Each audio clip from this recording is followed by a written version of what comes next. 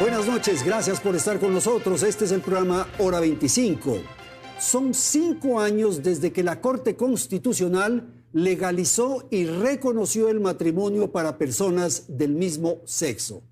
Esto nos lleva a pensar si no estamos ante una sociedad que enfrenta una serie de variantes en su concepción tradicional y convencional. Asistimos a cambios en la forma de relacionarnos entre los seres humanos.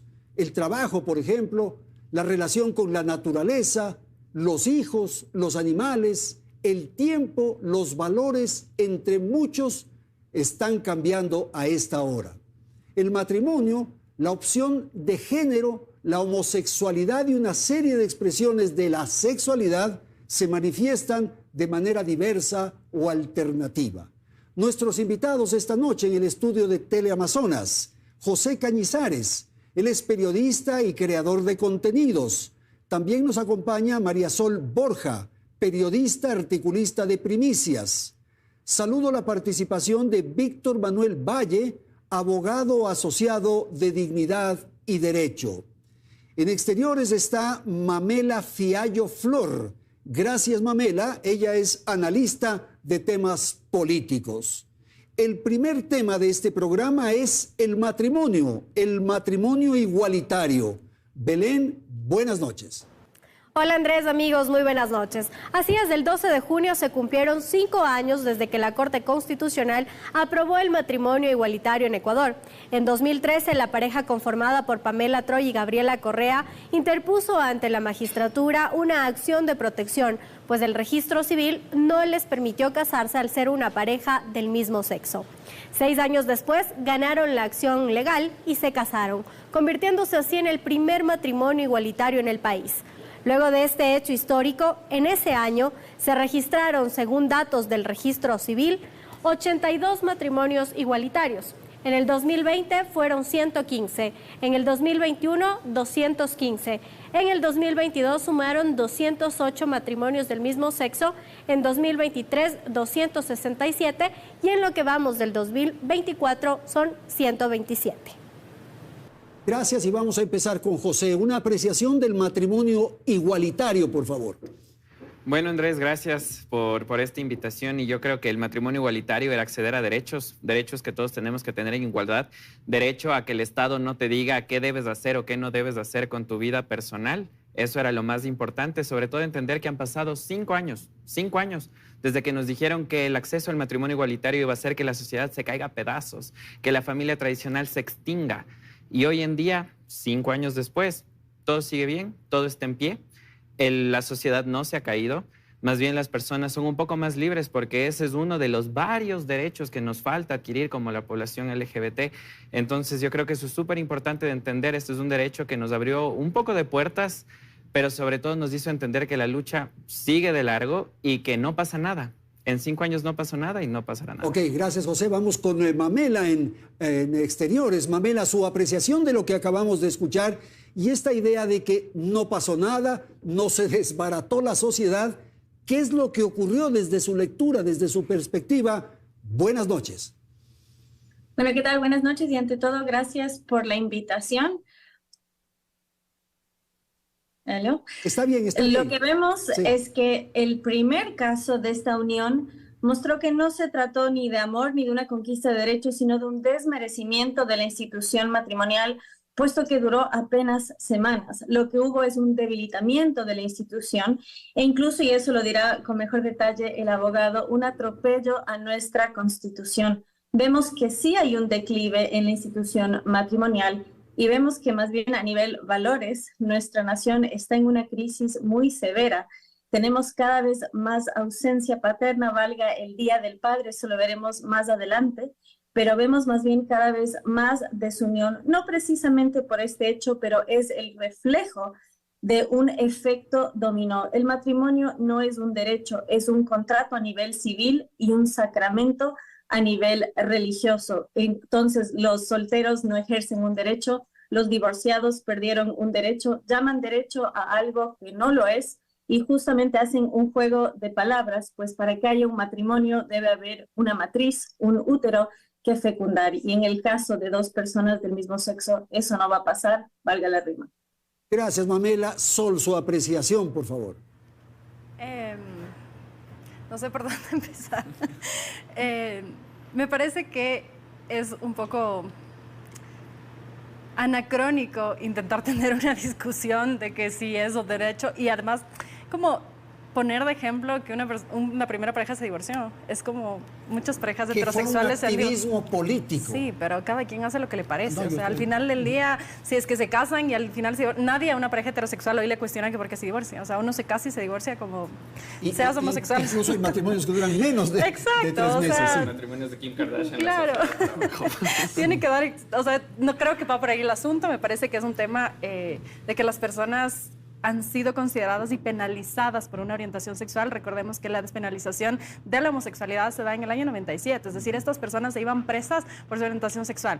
Entonces sí me parece anacrónico que en el 2024 estemos hablando de esto cuando el país se desangra y se cae en pedazos por la violencia, cuando tenemos familias completamente destruidas porque no tienen acceso ni a salud ni a educación, y estamos preocupados por algo que no va a destruir. Nadie le pide a nadie, a ningún televidente, que se case una persona del mismo sexo, sino simplemente están diciendo el derecho se amplía o el contrato se amplía, como prefieren llamarlo, a las personas que quieren casarse, una mujer con una mujer o un hombre con un hombre. O sea. Ok, Víctor, tal vez esto de la familia que acaba de decir Sol me parece interesante.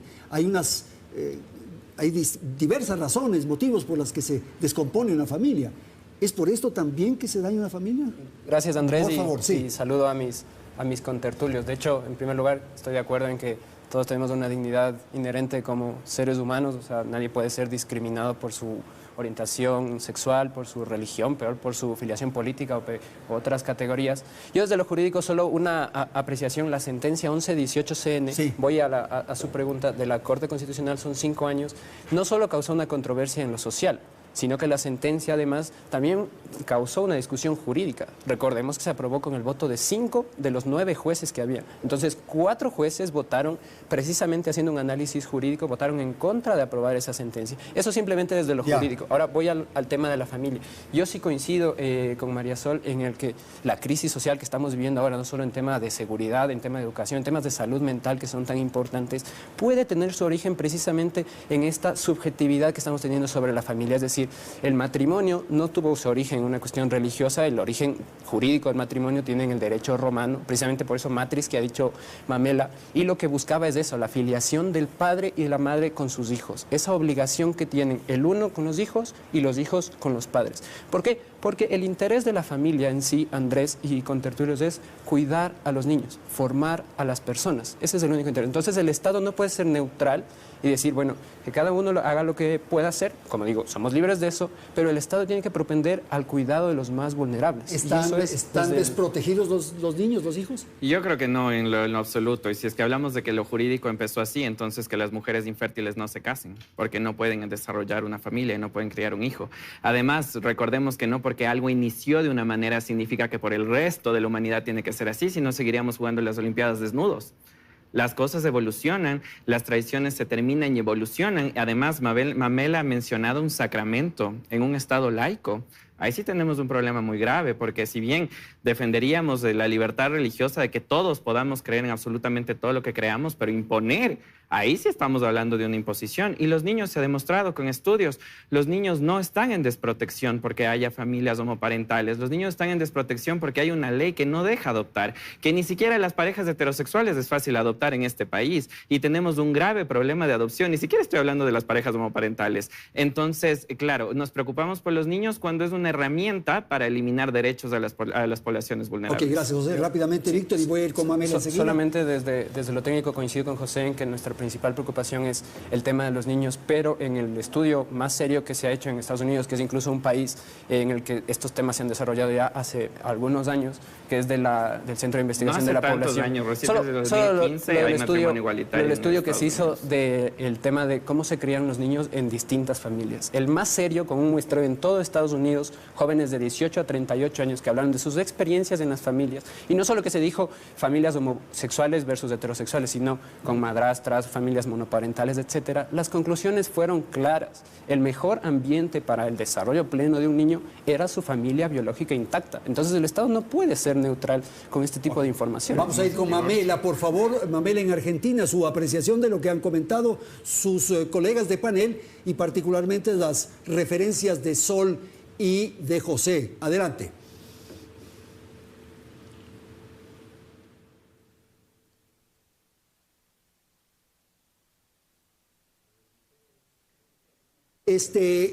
Mamela, tenemos un problema, tiene que abrir su micrófono. ¿Me escuchan ahí? Ok, ahí está perfecto, adelante. Si bien soy partidaria de la consigna mejor reír que llorar, sus risas muestran lo devaluada que está la institución familiar. Se ríen muy a la ligera de la separación, el divorcio y la desvinculación de matrimonios, como si se tratase de algo anecdótico, cuando la realidad es que, como bien señaló mi contertulio Víctor, las familias intactas, biológicas de madre y padre han demostrado estadísticamente ser la mejor forma de componer y criar una familia. De hecho, es tal el daño de la ausencia paterna en un niño que le daña los telómeros, que es la punta de sus cromosomas.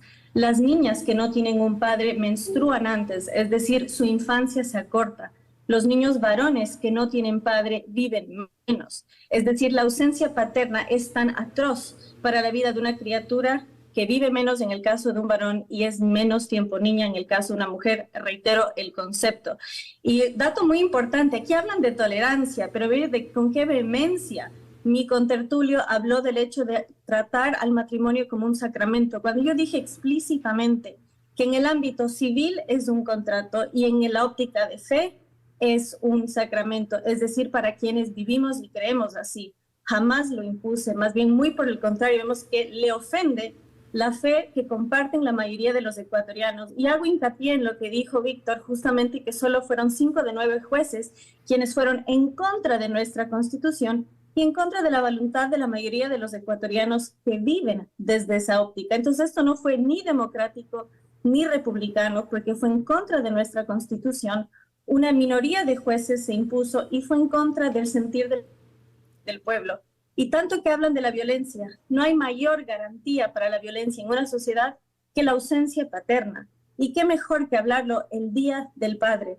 La ausencia paterna es la mayor garantía de embarazo adolescente, de obesidad adolescente, de deserción escolar.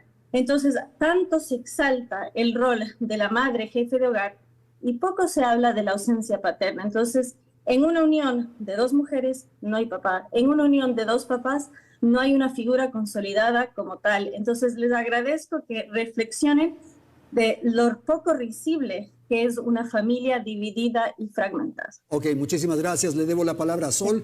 Voy ahora mismo con Belén, que nos va a aportar con elementos en torno a lo que ocurre en América Latina y en Europa sobre este tema. Así es, Andrés. En América Latina el matrimonio igualitario es legal apenas en 8 países y en algunos estados mexicanos. Cuba es el que más recientemente actualizó su normativa sobre este tema. Los otros países que lo hicieron ya con anterioridad son Argentina, Brasil, Chile, Uruguay. También se encuentra en esta lista Colombia, Costa Rica y por supuesto ya Ecuador. Mientras que en Europa, Países Bajos fue el pionero en legalizar el matrimonio igualitario, cumpliendo ya 23 años con esta legislación, en tanto que España lleva ya 19 años.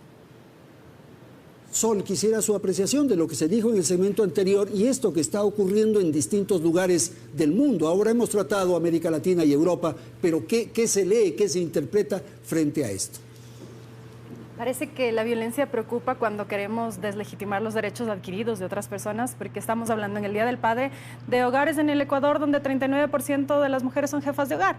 Y ahí normalmente cuando son parejas heterosexuales, El padre difícilmente se le cuestiona cuando abandona el hogar. ¿Cuántas mujeres penan en los juzgados porque se les paguen las pensiones alimenticias? Cómo la justicia es revictimizante con estas mujeres cuando van a denunciar violencia sexual, violencia vicaria, que ni siquiera en este país está tipificada. Estamos hablando de cuando se utilizan los niños para violentar a las mujeres, algo que ocurre y que en España ya se está teniendo un debate importante porque ha habido casos conocidos no solo en España, sino que se han hecho mediáticos a nivel mundial.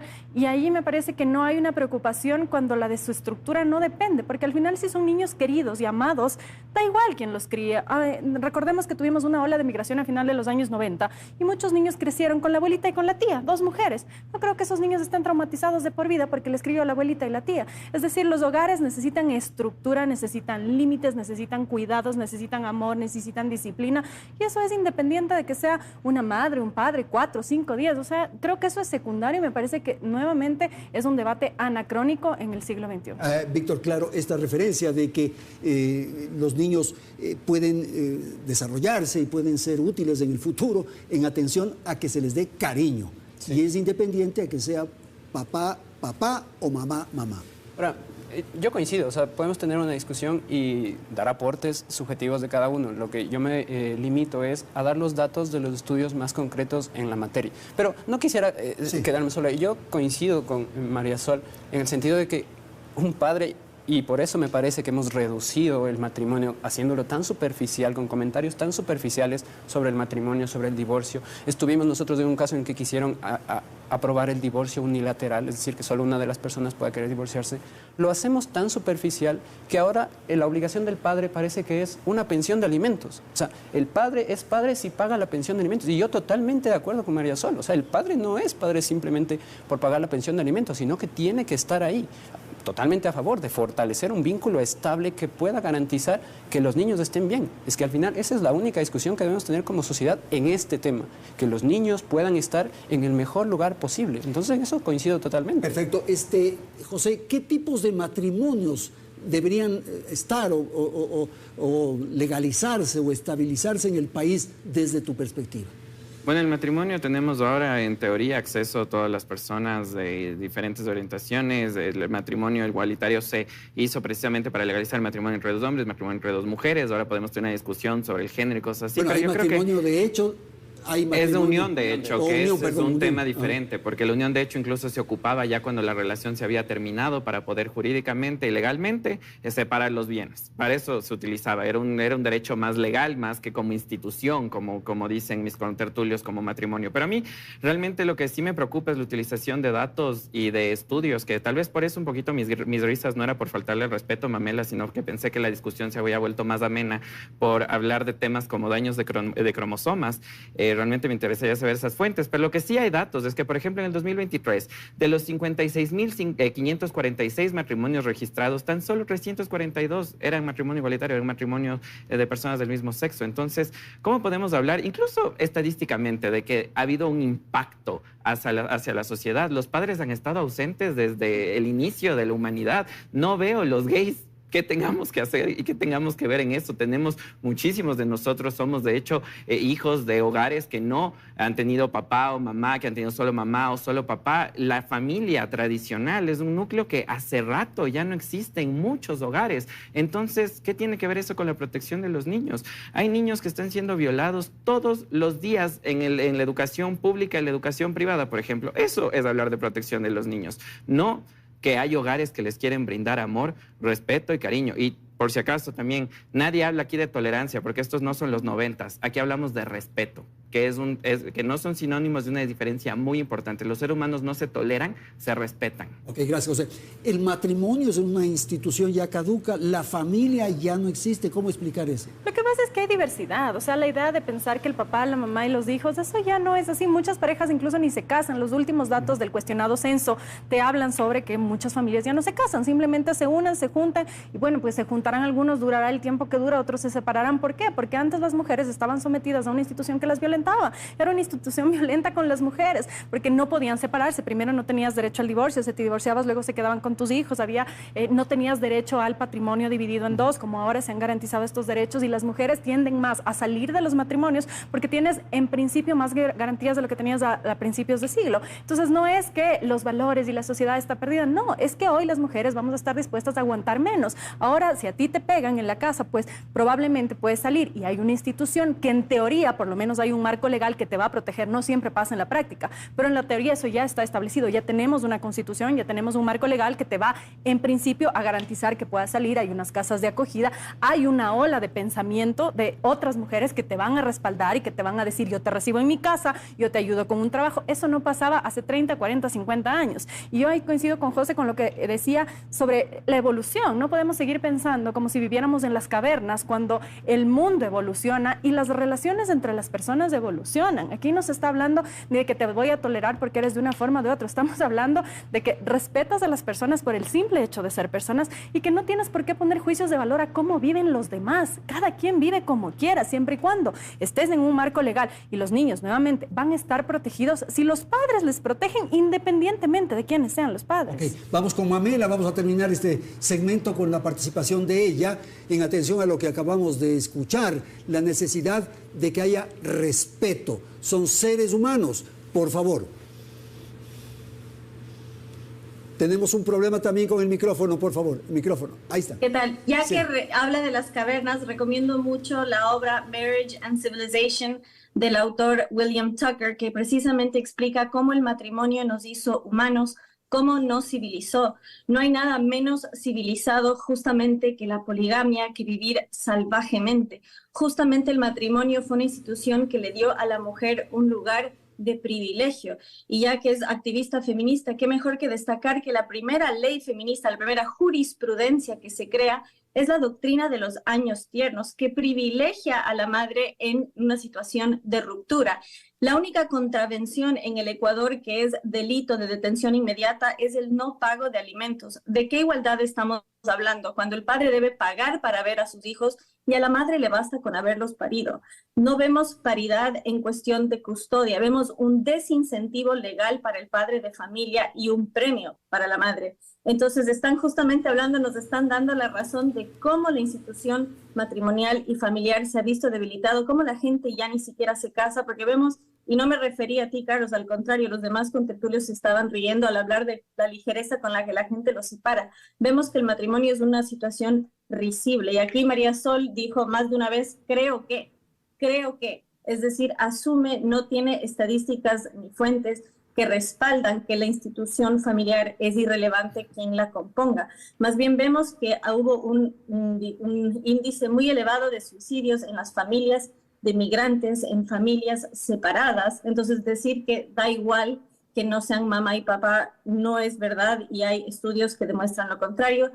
Entre ellos tenemos Princeton University y Brookings Institute, Brookings con R, y de hecho hay un estudio muy importante que se llama Family Structure Matters. O sea, en Estados Unidos se han hecho estudios muy a fondo, en el Ecuador todavía no hemos hecho en profundidad, pero vemos que cada vez hay más violencia en la sociedad y vemos justamente que la falta de presencia paterna es lo que más afecta. ¿Por qué? Porque la violencia en varones, ¿cuál es su referente? Si no hay un papá en casa, que el papá es la primera normativa de disciplina en el hogar. Entonces, si no estamos viendo la correlación en estas dos cosas, entonces hay un elefante en la habitación que se niegan a ver. Y nuevamente reitero el hecho de tomar tan a la ligera algo que nos afecta en lo más profundo de nuestro ser. Ok, gracias Mamela. Vamos a ir nuevamente con Belén. Nos va a informar sobre el reglamento a las reformas a la ley de identidad y datos civiles.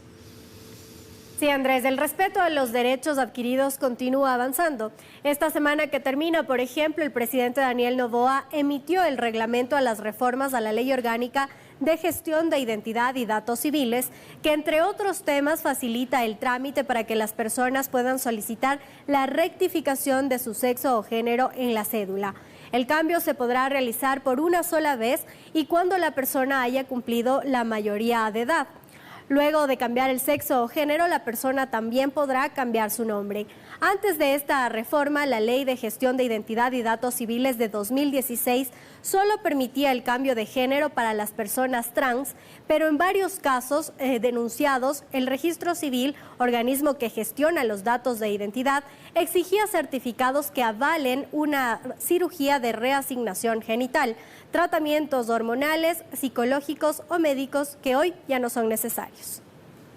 Entonces, Víctor, este elemento que hemos puesto en torno a lo que ocurre con la identidad, ¿cómo explicar, cómo analizar? Sí, únicamente en lo jurídico, sí. En efecto, esto vino de un reglamento emitido a una ley que ya aprobó la Asamblea y que fue por orden igual de la Corte Constitucional.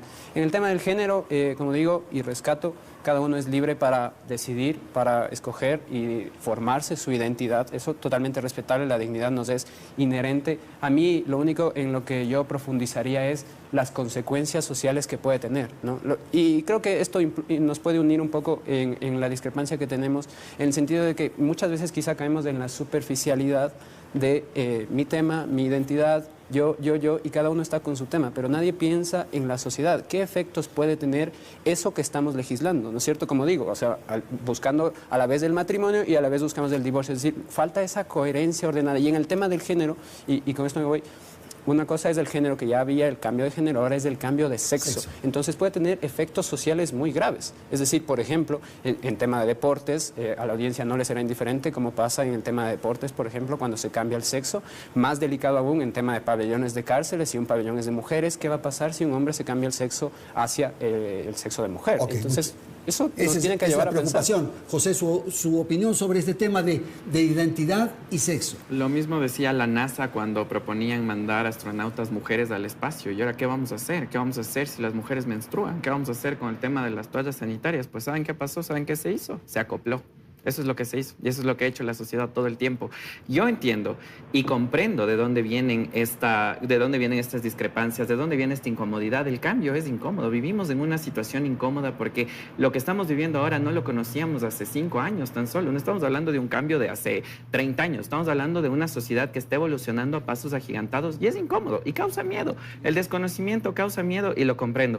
Pero hay una realidad y hay una realidad que ha pasado todo el tiempo que la humanidad ha estado presente. Los homosexuales, las personas transexuales siempre han existido. Tan solo que el día de hoy las vemos, las conocemos y estamos ocupando espacios que resultan ser incómodos para la sociedad. Ahora vemos homosexuales hablando de política, vemos homosexuales jugando fútbol y eso es incómodo para una sociedad que no los veía antes, pero ahora que los vemos no hay marcha atrás. Y yo creo que la única solución es seguir normando y regulando, precisamente para lo que dice Víctor, para entender cuáles son los cambios sociales y cómo acoplarnos a ellos, porque detener no existe. Ok, rápidamente Sol y luego vamos con Mamela, por favor. Yo coincido plenamente con José y creo que las preocupaciones que Víctor mencionaba hace un momento son legítimas. O sea, la sociedad puede tener preocupaciones cuando hay cambios, las sociedades tienen preocupaciones, las sociedades tienen miedos y en ese sentido me parece que el debate es necesario siempre y cuando no se piense en considerar regresión de derechos, porque eso no se puede y por más que a uno no le guste,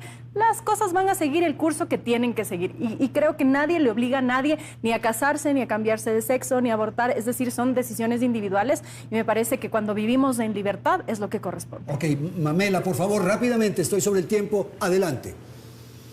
Sí, solo para agregar lo que preguntó José, pueden ver en el portal ABC, el Instituto de Investigación Social de la Universidad de Michigan demostró que los niños carentes de padre tienen los cromosomas tan viejos como una persona de 40 años. Dicho eso, el sexo no se puede cambiar y ya existía la posibilidad en el Ecuador para que las personas que estaban inconformes con su sexo biológico puedan identificar su género. Pero el sexo no se cambia, el sexo está establecido en nuestros cromosomas desde la concepción. Cuando desentierren a un Raúl que se cree Carmen, va a seguir siendo hombre. Nuestro sexo está plasmado en nuestros huesos, en nuestro pelo, en todo nuestro ADN. Entonces, lo que están haciendo no es libertad, porque la libertad es decir que 2 más 2 es igual a 4 y están mintiendo. Género es cómo se identifican, pero cambiarse el sexo no se puede. Se pueden amputar el pene, pero van a seguir teniendo cromosomas XY. Y lo que están haciendo en países donde eso se está normalizando es desplazar a las mujeres, porque hombres participan en deportes femeninos y nosotras que nos esforzamos tanto, yo que soy deportista de élite, reprocho.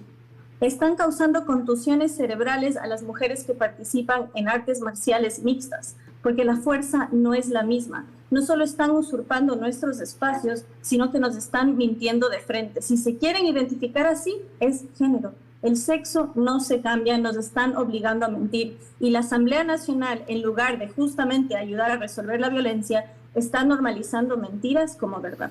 Ok, muchísimas gracias a nuestros panelistas. Vamos a hacer una pausa. Tenemos que atender información publicitaria y ya retornamos.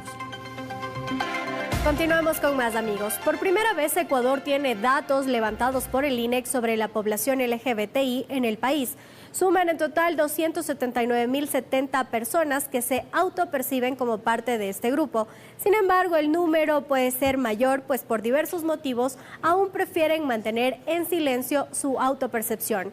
Estos datos, según el INEC, permitirán definir políticas públicas para este grupo de la población. José, quisiera su apreciación sobre esto. Es la posibilidad de que cada una de las personas pueda definir su condición. ¿Cómo leer, cómo interpretar? Para mí esta es una de las más grandes atrocidades que ha hecho el Estado contra las poblaciones LGBT. Decir que tan solo somos del 2.4%. Primero, un censo absolutamente cuestionado. Recordemos que en el censo desaparecieron 600.000 personas afro. 600.000. Además, ¿cómo se hizo la pregunta? Se hizo la pregunta en el hogar. Recordemos en qué país estamos. Situémonos un poquito. Salir del closet para una persona homosexual es altamente complicado, incluso ahora en el 2024. Y te preguntaban frente a tus papás tu orientación sexual. ¿Creen ustedes que las personas podían contestar de alguna manera a este censo que además que no cubrió, está comprobado, no cubrió a la totalidad de la población? En esas preguntas, preguntarte en el núcleo familiar, Andrés, una situación que para muchas personas significa un riesgo de vida. ¿Pero qué cree usted, José, que hay más? Por supuesto que hay muchísimos más. Este es un número reducido de las personas que tenemos el privilegio de poder decir en público que somos homosexuales, personas que sean transexuales, tienen el privilegio en el 2024 en el Ecuador de poder decirlo en público. Esto no representa en lo absoluto y es bastante alarmante saber que con estos datos van a ser política pública. Y no me refiero únicamente a los LGBT, no creo que tengamos ningún beneficio más que la sociedad. Me refiero a todos los grupos que hemos sido vulnerados. Les conté el caso de las personas afro. Con estos datos se van a hacer política pública. Okay. Sol, por favor, su apreciación de lo que ha significado este censo y lo que acaba de decir José. Es evidente que hay un subregistro, ha habido problemas en el censo, no solamente en eso, en la población afro, probablemente también en las mujeres jefas de hogar. Es decir, no es un censo que puede ser fiable y en realidad nuevamente la sociedad tiene que ir avanzando, adaptándose a cómo avanza. Es decir, los dinosaurios no evolucionan, se extinguen. O sea, si seguimos con una retórica que es una retórica de un país inexistente, de una sociedad inexistente, podemos seguir repitiendo eso, pero no es lo que existe, nos guste o no nos guste. Y luego que pueda haber discusiones, normas, que estos miedos se hagan públicos, que puedas escuchar a personas que conocen mejor que tú, me parece que por ahí debe ir, porque luego sacar estudios que van a reforzar lo que tú quieres que se refuerce y que van a seguir diciendo mientras no te cases la sociedad se va a ir al diablo, pues entonces esa va a ser tu narrativa, pero no va a ser que el resto de la sociedad vaya en esa misma línea. La sociedad va a avanzar hasta donde tiene que avanzar. Mamela, entonces, por favor, su apreciación de esto que acabamos de escuchar y este elemento que me parece fundamental. Esto no va a permitir definir políticas públicas en favor de estos grupos. Por favor. Es que ¿cómo podemos hablar de igualdad si tenemos políticas públicas apuntadas hacia un sector de la sociedad? O somos iguales o no somos iguales. Lo que haga una persona en su intimidad no tiene por qué traducirse en políticas públicas. En el gobierno de Jair Bolsonaro en Brasil, cuando se permitió la legítima defensa, las personas más beneficiadas fueron las personas trans, precisamente porque bajó el crimen a nivel generalizado. Y muy por el contrario, cuando en el anterior gobierno se quiso permitir el uso de armas, hubo una manifestación de personas trans frente a Carondelet. Y yo misma les dije, me acerqué y les dije, su población fue la más beneficiada con políticas de este tipo. Pero ¿qué pasa?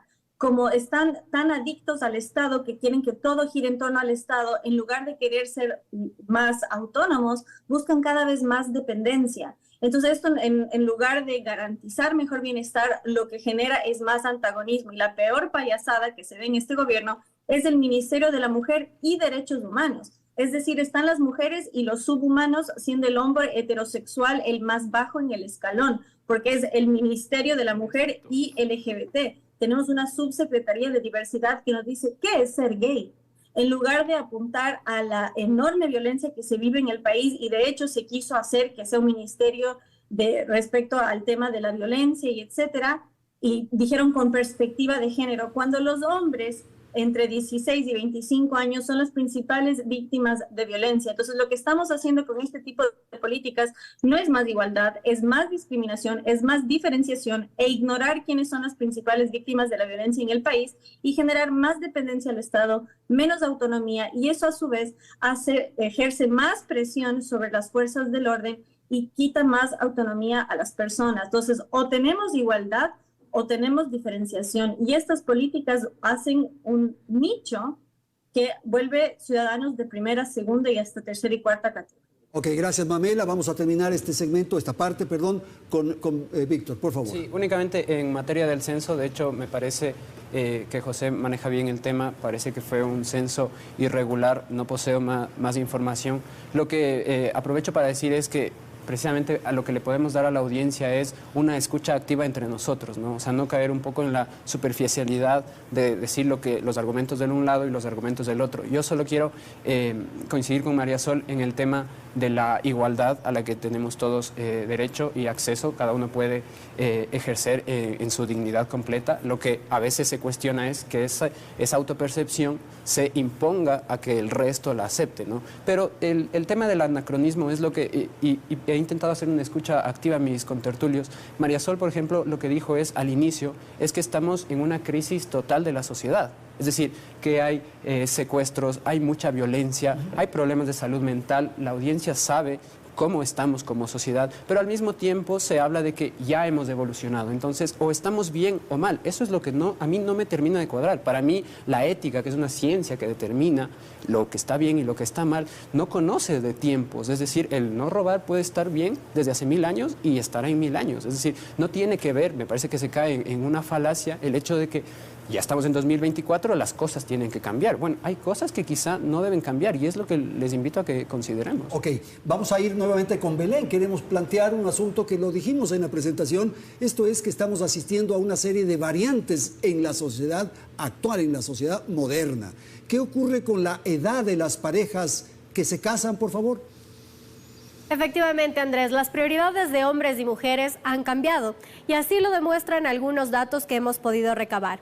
Por ejemplo, el matrimonio cada vez se retrasa más. Hace 24 años, es decir, en el 2000, los hombres se casaban en promedio a los 28 años y las mujeres a los 24 años, mientras que actualmente los hombres se casan en promedio a los 35 años y las mujeres a los 32 años.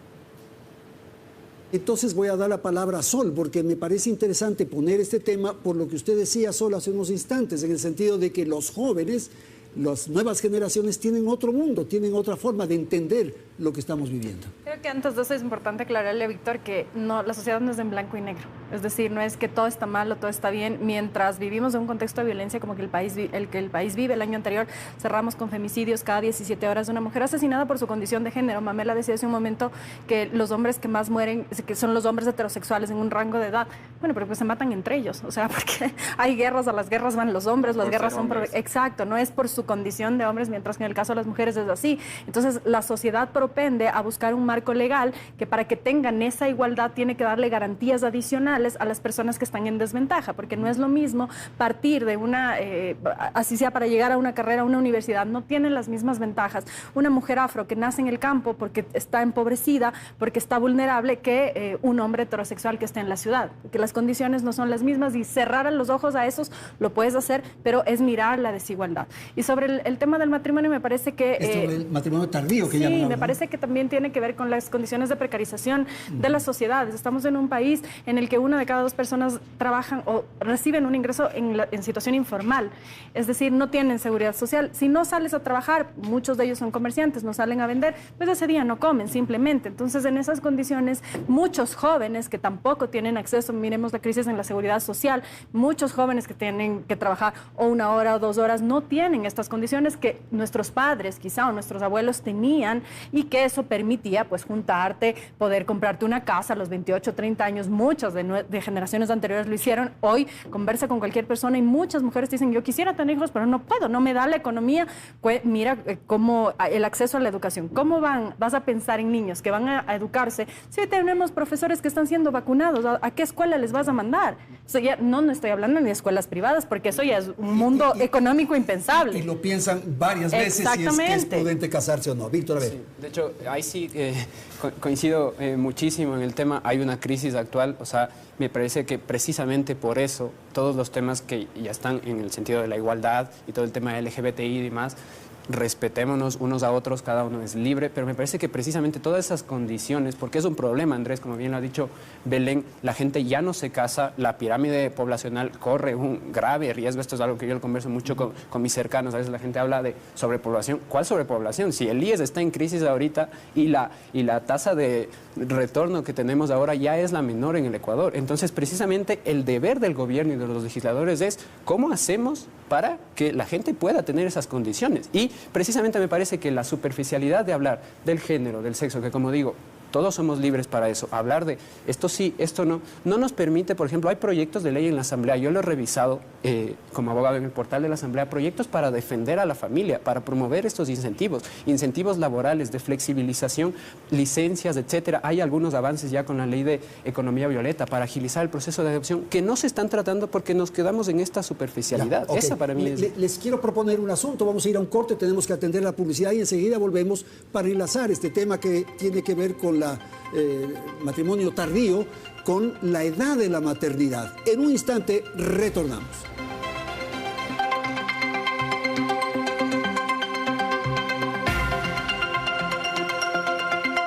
Hora 20. A lo que hemos conversado se suma la maternidad.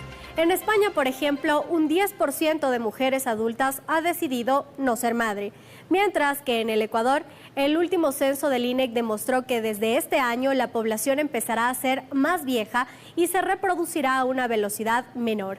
En 1950, una ecuatoriana daba a luz en promedio 6 hijos. En 1987 ese número descendió a 4 y actualmente la tasa es de 1. Y la edad para convertirse en madre pasó de 24 años a 28 años en promedio. Mamela, quisiera conocer su apreciación de estos elementos que hemos puesto en esta parte final del programa. Uno, la edad en la que las parejas se casan y la otra, la edad de la maternidad. Por favor. Sí, ciertamente es un problema que se está pasando por alto y nos quieren hacer creer que es algo de primer mundo, postergar. Lo que no ven es la crisis de natalidad que hay en el primer mundo y más bien los incentivos que hay ahora para que la gente, por favor, tenga hijos. De hecho, en Hungría, que es un país súper pro familia, a partir del 4.º hijo ya no se paga impuestos, hay premios cuando los jóvenes se casan y por cada hijo que tienen. Y si me permiten, y tocar un tema un poquito sensible, pusieron como gran ejemplo que los Países Bajos fueron los primeros en legalizar la unión de personas del mismo sexo. También fueron el primer partido o el primer país con un partido pedófilo. Y fue formado justamente por una pareja del mismo sexo que fue detenida en el Ecuador por tener pornografía infantil y por tener un hotel de turismo sexual con huérfanos del terremoto. Entonces, mucho con cómo se mueve el eje moral y normalizar, porque pasa ahí y fueron pioneros, porque ya que hablamos de la edad en la que la gente se casa, es importante ver también cómo se normalizan estos fenómenos. La misma Corte Constitucional que nos dio la unión de personas del mismo sexo, que legitimó matar a personas en el vientre y que pretende darles a los animales derechos como los seres humanos, también bajó la edad de consentimiento sexual y la misma Corte Constitucional no permitió hacer un registro de violadores. Entonces, ver que nuestra Corte Constitucional hace activismo judicial, va en contra de nuestra Constitución y va normalizando fenómenos que nos hacen mucho daño como sociedad. Tanto se habla de violencia y la falta de moral en nuestro país y no están viendo cómo justamente el debilitamiento de la familia se traduce en esto. Postergar la maternidad y el matrimonio no trae buenas consecuencias, no lo hizo en el primer mundo y claramente no lo está haciendo en el Ecuador. Gracias, Mamela. Por favor, José, su apreciación. Bueno, mi querida Mambela, yo creo que hablar de pedofilia y tratar de vincularlo con la homosexualidad es tan irrespetuoso como si yo tratara de vincular la pedofilia con la iglesia. Estoy seguro que a usted no le gustaría mucho eso.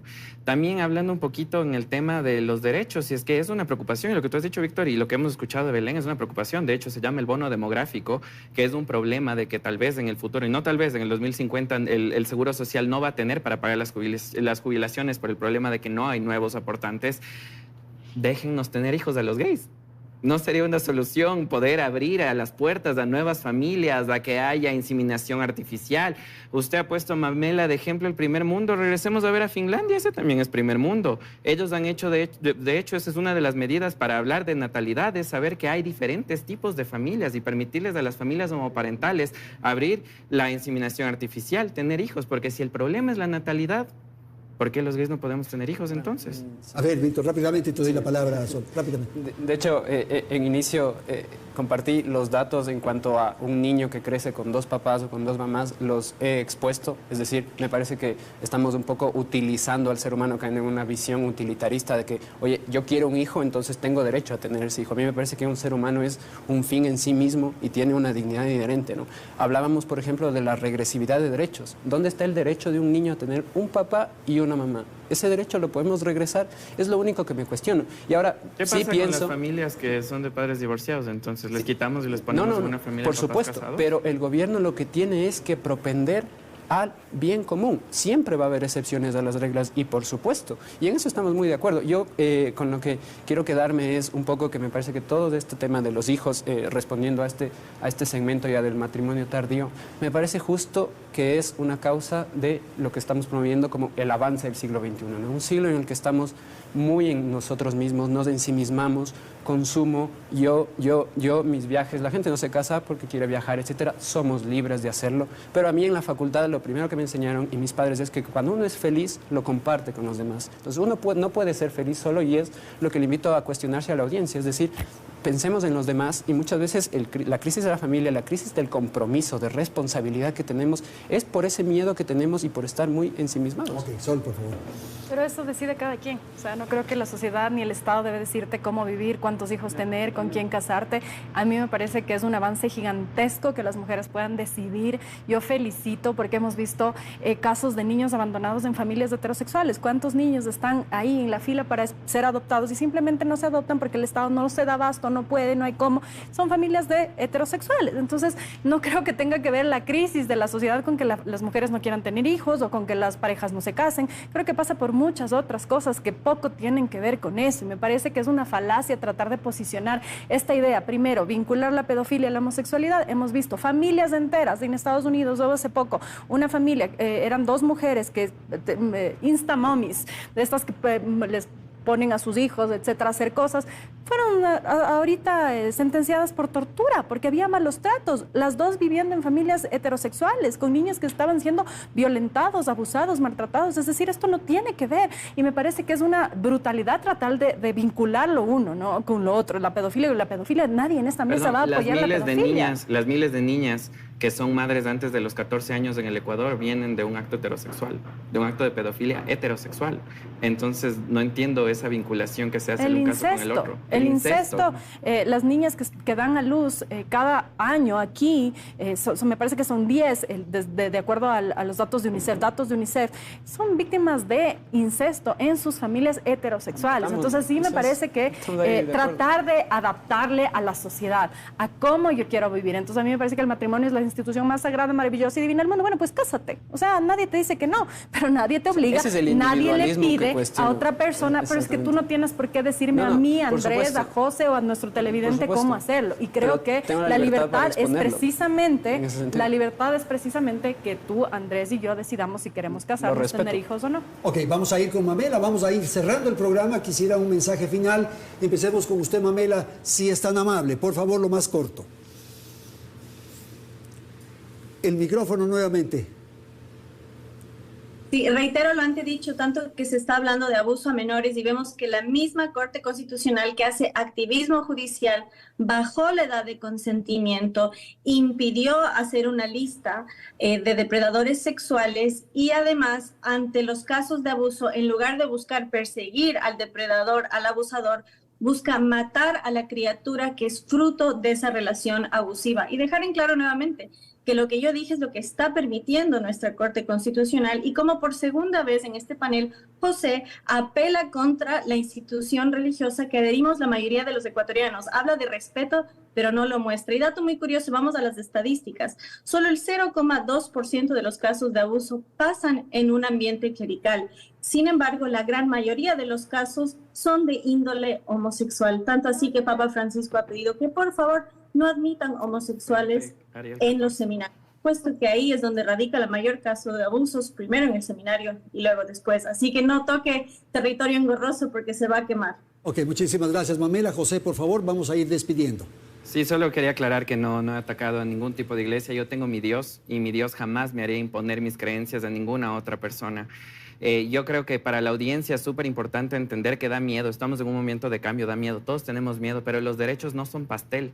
No porque a una persona se le está dando un tipo de derechos, a usted le están quitando. Y eso es súper importante de entender. Los derechos no están hablando de igualdad, están hablando de justicia para las poblaciones que han sido vulneradas y para alcanzar una sociedad en la que todos nos respetemos. Y en donde estas discusiones que a mí sí en lo personal me han hecho el cromosoma un poquito de daño, pero se terminen y estemos en una sociedad donde nos respetemos. Es todo lo que Muchísimas gracias. Por favor, Víctor, lo más rápido. Yo reitero, mi agradecimiento es una invitación. Trato de escuchar, trato de ver los puntos que tenemos en común y me parece que esa dignidad que compartimos todos los seres humanos nos permite discrepar en libertad. Es lo único. Mis respetos, mis disculpas si he interferido o he dicho algo que pueda ofender a alguien, pero he manifestado mi opinión libremente. Perfecto. Sol, con usted terminamos. Los datos, la precisión de los datos eran 5 niños y niñas de madres violentadas sexualmente nacieron en Ecuador cada día. 5 niños, de niñas de 10 a 14 años, de padres heterosexuales, hogares heterosexuales. De ese dato sacado de la chistera me parece que no es apropiado porque confunde a la gente, incluso proporcionalmente. Las familias homoparentales son mucho menores que las familias heterosexuales, así que el dato no da. Concuerdo en el sentido de que en una sociedad en libertad, de lo que dice Víctor, cada quien puede elegir y no tenemos por qué imponer a los otros la forma de vida que a nosotros nos gusta. Si el matrimonio nuevamente les parece una institución magnífica, maravillosa y que funciona, cásense y respeten a quien no se quiere casar o a las mujeres que no quieren tener hijos, que les parece que su prioridad es viajar, tener perros, gatos, estar solteras. Eso creo que es una decisión individual y las sociedades deben propender a eso, al respeto y a dejar que cada quien viva sin que el Estado esté interfiriendo todo el tiempo. Muchísimas gracias a nuestros panelistas de esta noche aquí en el estudio de Teleamazonas y también en exteriores. Tema complejo sin duda, pero que hay que ponerlo en discusión y eso es lo que hemos hecho en el transcurso de este programa de Hora 25. Gracias a la audiencia, felicidades. Hasta la próxima semana.